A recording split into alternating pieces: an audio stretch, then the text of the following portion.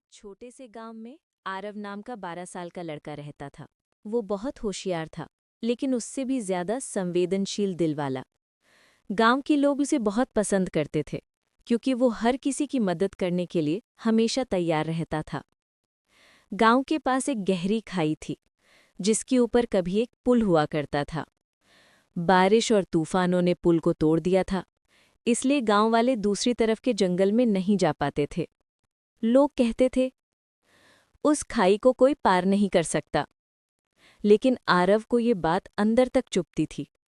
वो सोचता, अगर पहले पुल बन सकता था तो अब क्यों नहीं। एक दिन गांव के बुजुर्ग दादाजी ने उसे बताया कि उस खाई के पार एक जादुई पेड़ है, जिसकी पत्तियां किसी भी बीमारी को ठीक कर सकती हैं, लेकिन वहां पहुंच पाना लगभग असंभव था। उसी रात आरव को पता चला कि उसकी मां की तबीयत अचानक बहुत खराब हो गई है।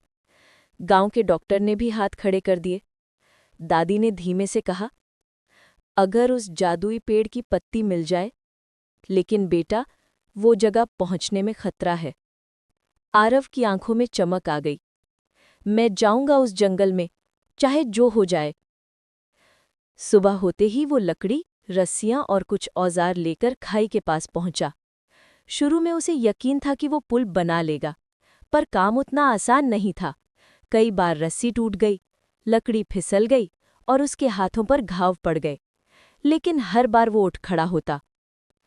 करीब 2 दिन तक वो अकेले मेहनत करता रहा।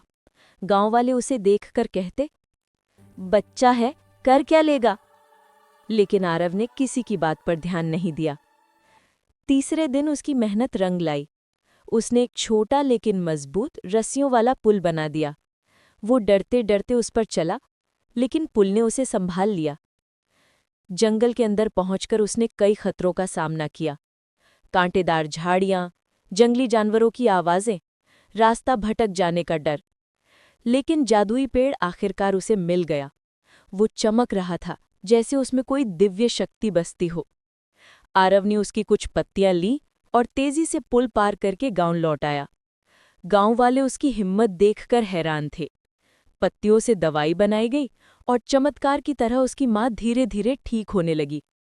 गांव के बुजुर्ग बोले, आरव ने पुल नहीं बनाया, उसने उम्मीद का रास्ता बनाया है।